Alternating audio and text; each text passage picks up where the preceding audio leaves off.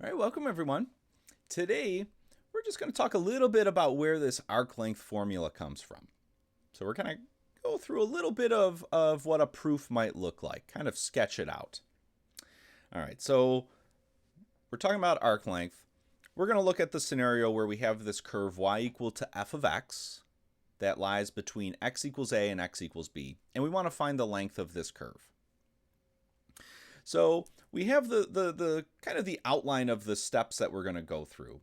But before we get there, let's kind of talk about a more kind of fundamental case, and that's how do we find the length of a line segment? What is the formula for the length of a line segment connecting 2 points? So let's say we had 2 points.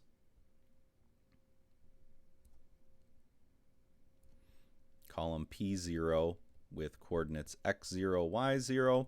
We'll call the other one P1 with coordinates x1, y1. And we're looking at the line segment connecting these 2 points, and we want to find the length of this line segment. So what is the formula for this length? Well, it turns out it's the same as the distance formula. So there's a distance formula that describes, how far apart these 2 points are. And the way we calculate it is it's the square root of the difference of the x coordinates squared plus the difference of the y coordinates squared. And you can kind of see this looks like the radius of a circle. So it looks like we're just, this kind of is related to a circle here. So this is the distance or the length of this line segment. It's the distance connecting, it's the distance how far apart these 2 points are. So it's the length here. So it's the difference of the x coordinates squared plus the difference of the y coordinates squared, all under the square root. All right, so this is the general case. This is kind of the fundamental. We have a line segment. What is the length of that line segment? Now let's start talking about the case where we actually have a curve, where we have this graph of a function here. And let's see what this looks like. So let's draw an example. So let's say we have this function f of x. Here it is. This is y equals f of x. And we're looking at just the section of the curve in between x equals a and x equals b. All right. And we want to find the length of this curve. Well, the idea is we're going to take this interval from a to b, this interval along the x-axis, and we're going to slice it up. We're going to divide it into n subintervals. And we normally do this with equal width, but we can split it up however we want. We're just going to split this thing into n subintervals. And we'll do it with equal width here.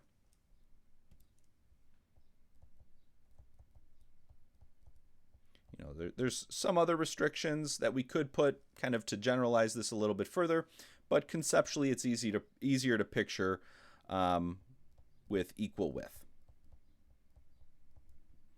And so, how do we calculate the width of each little subinterval? So we're going to take this line segment from A to B, and we're just going to slice this up break it up into n equal little pieces.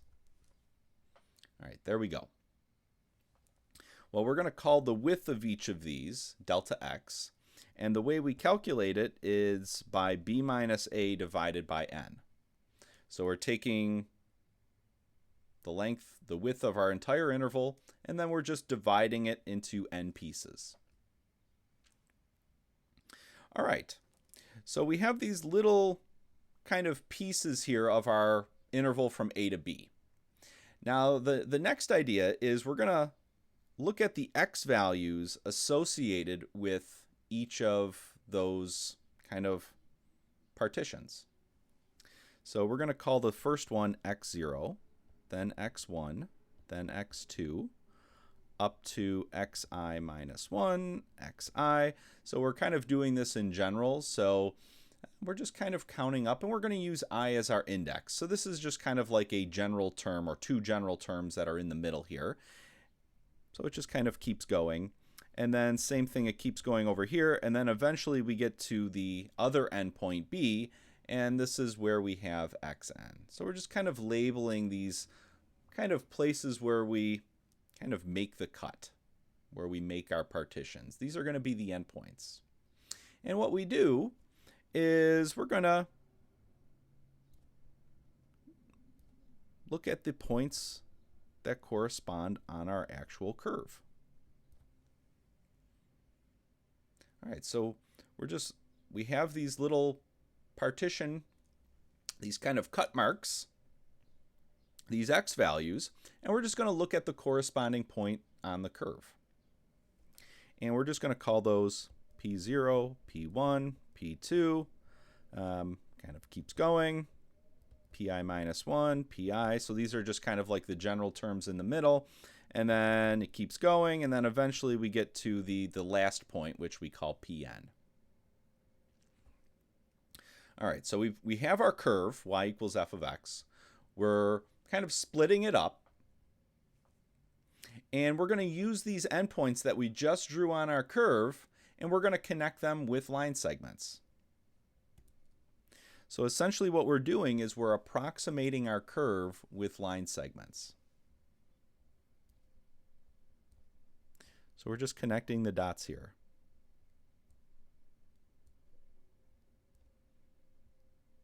And you can tell some places it's going to be a slightly better approximation than other places, but overall, we're approximating our curve with these little line segments. And we actually know how to find the length for each of those line segments. We have this nice square root formula right here. And that's what we're going to do. We're going to find the length of each of these line segments. We're going to add them all together. And we want to make this approximation better. So if we were to use more and more line segments, that's going to approximate our curve better. And so finally, we're going to do the limit as n goes to infinity. All right, so let's actually think about what the distance between just some arbitrary 2 points here is going to be in terms of what our function value is. All right, so let's say we have, what was it? Let's look at these kind of general points right in the middle there, Pi minus 1 and Pi. There's just 2 points there right in the middle, kind of just to generally represent what's going to happen for each of these. So we have point Pi minus 1 and point Pi. And we have the line segment connecting those 2 points. And we want to think about, well, what are the actual coordinates of these points? So when we look at our curve, the way we find the actual coordinates is we take the x value, plug it into our function. And so each point has coordinates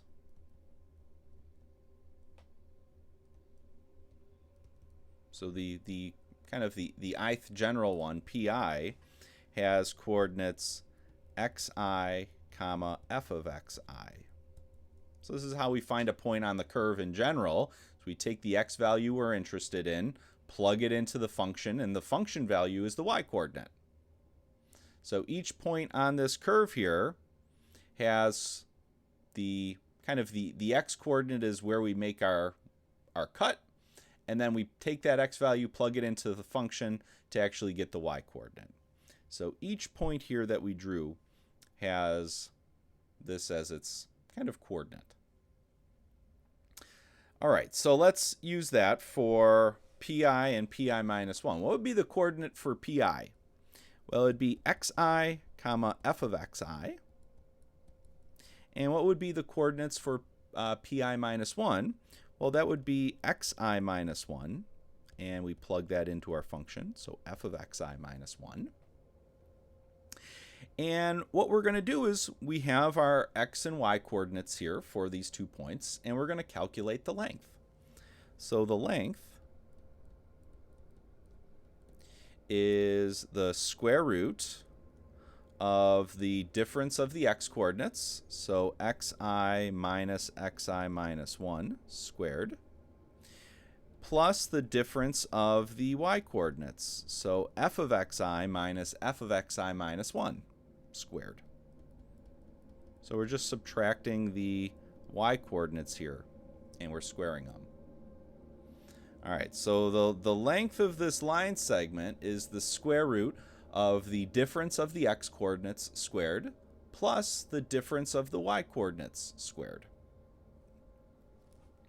Now, let's look at this xi minus 1. This is just the length of our subinterval.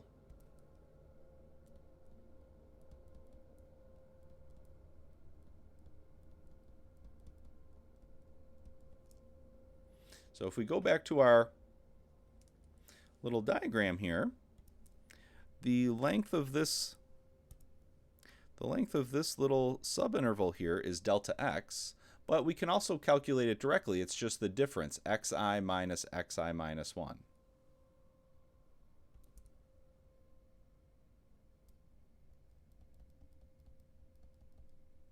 So the width of this smaller subinterval, it's both delta x, but calculated directly, it's xi minus 1. So this is just delta x. So if we use that, this is just going to turn into a delta x. Now what about this f of xi minus f of xi minus 1? Well, this in turn is related. This is the change in our y coordinates. So this is related to the derivative. So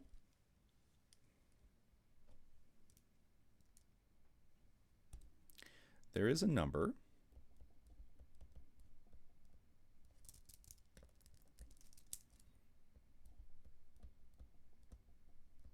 which we'll call xi star, somewhere in between xi minus 1 and xi.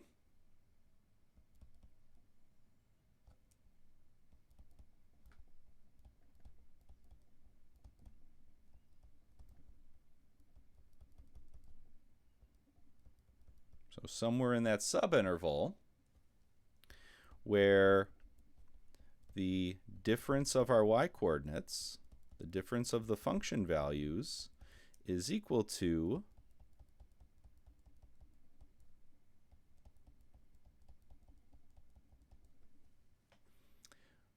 the difference of our y values is equal to the difference of our x values times the derivative at this x coordinate.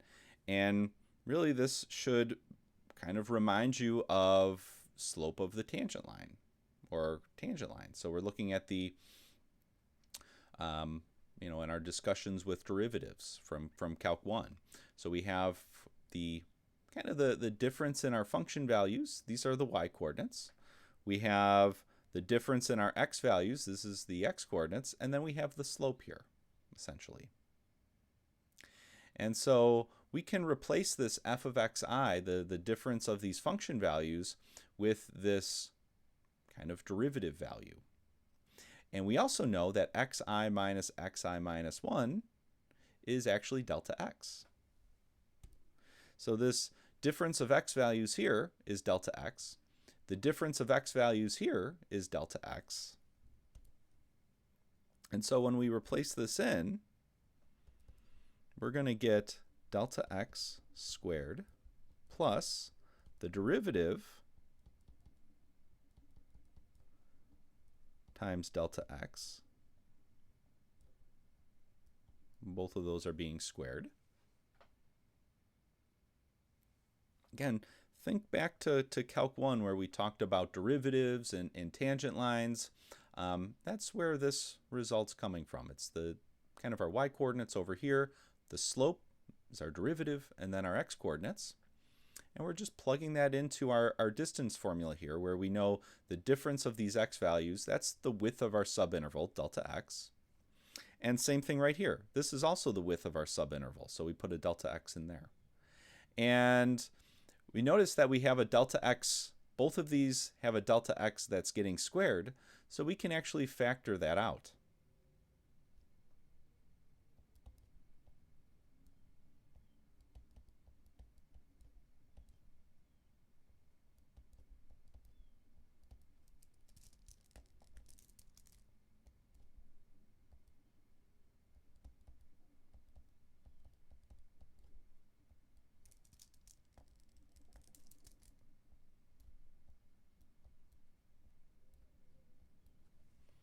So we can factor, there's a delta x squared here, there's a delta x squared over here, so we can factor that out, and we can actually bring it outside the square root, and it just becomes delta x then.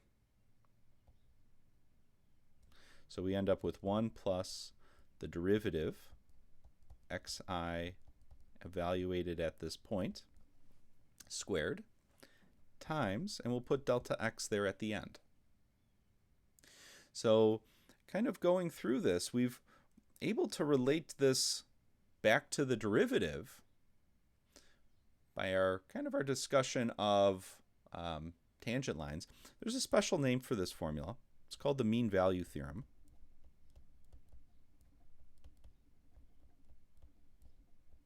But it really has to do with our kind of discussion of tangent lines. So you can definitely see that right in here. So we kind of just had these two general points. We know the general formula for the distance between 2 points, so we're able to apply that.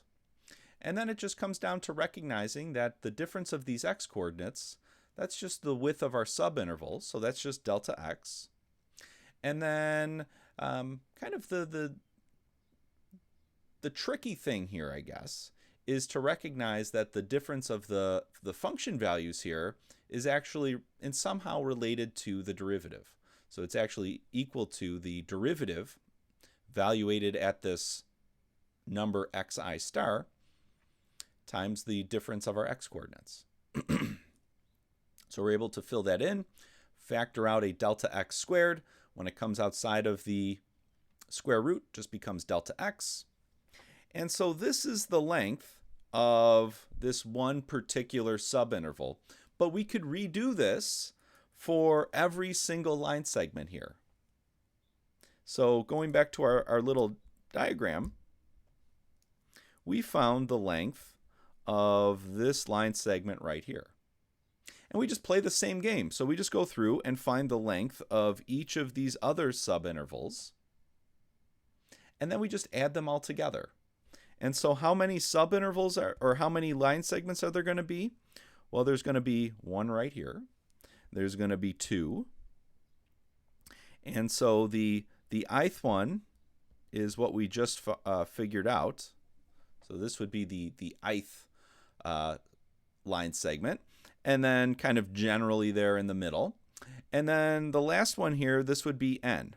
So there's actually going to be n line segments that we're calculating the length of. And so step 4 then is to take all these separate lengths and add them together. And so when we do that, we get the sum, and we're going to use sigma notation here. We're going to get the sum where our index I goes from 1 to n, so there's going to be n line segments that we're calculating the length of. And we figured out what the length of each one is. It's 1 plus the derivative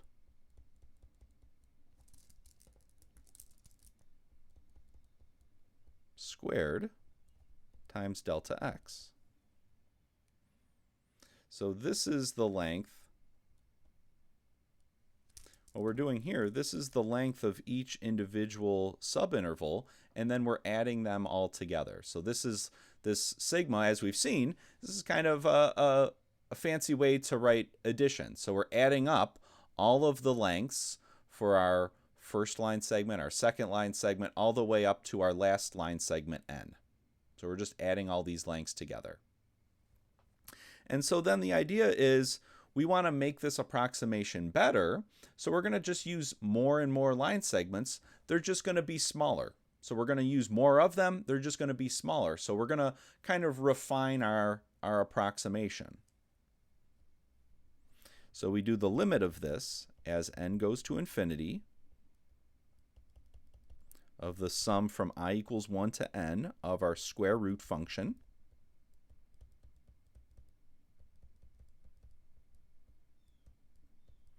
with 1 plus the derivative squared under there times delta x. And this is actually the definition of a definite integral. So this is actually the integral from a to b of the square root of 1 plus the derivative squared times delta or dx. So this is actually the definition of the definite integral.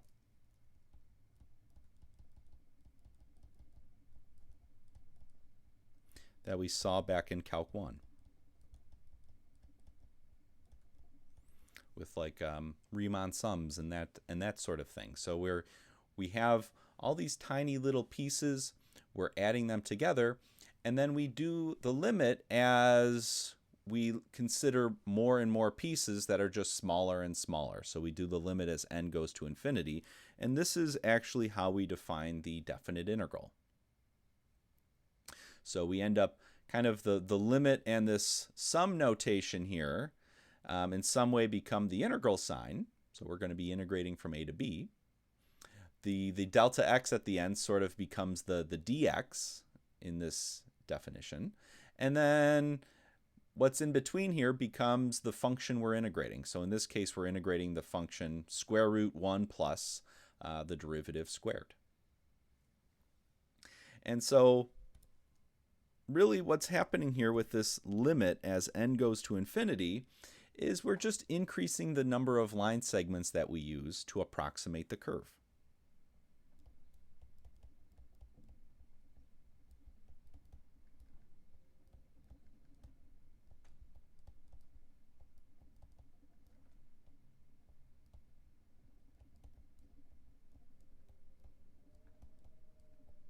So we have this curve.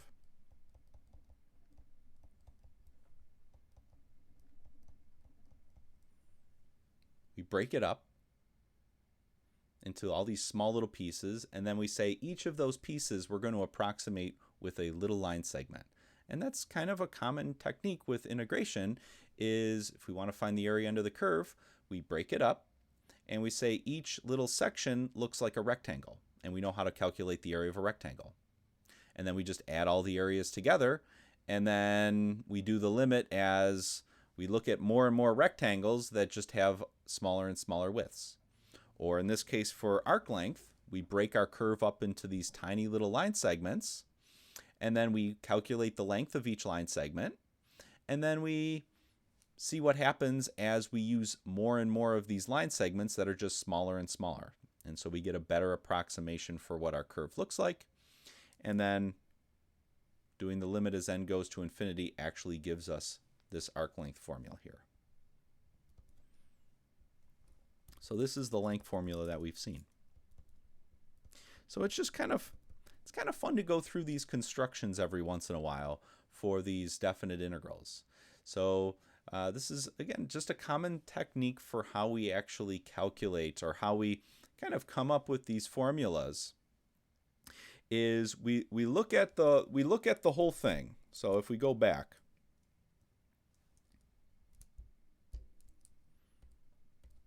we have our whole curve here. Maybe it's a little intimidating.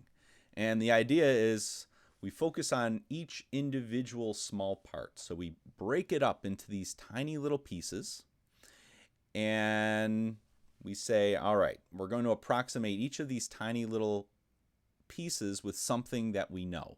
So in this case, we used line segments. Find the length of each of those line segments, which we did. And in this case, we ended up with n line segments. Just add them all together.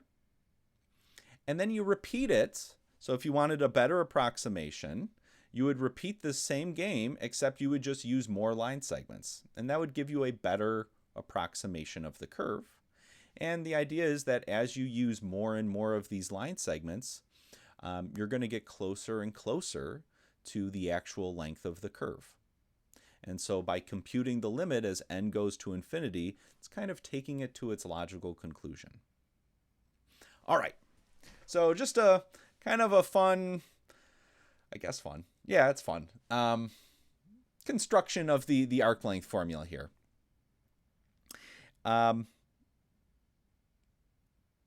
Just it kind of helps to put things in perspective, just to kind of see these types of constructions.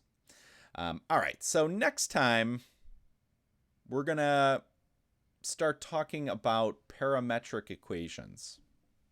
So it's going to give us another way to kind of describe a curve in the plane.